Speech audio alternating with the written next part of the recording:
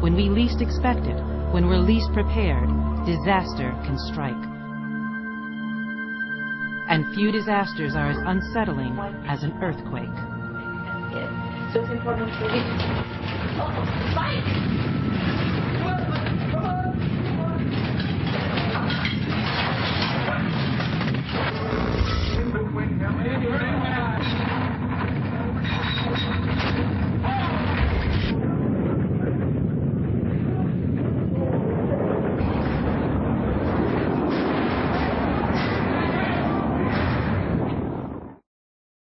My guess is that earthquakes are really so scary because you don't have any warning. It's the only thing besides a nuclear war that can really, 1 second you're living in a big beautiful city and 10 seconds later it's flat.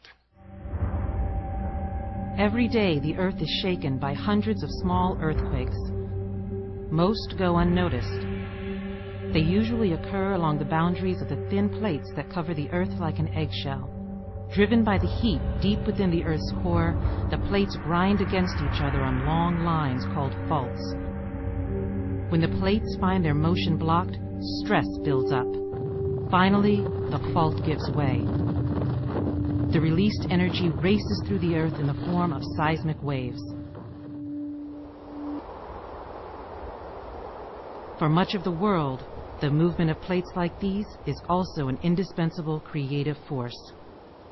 If we didn't have earthquakes, if we didn't have this great flow of heat from the interior of the Earth would be a cold, dead place.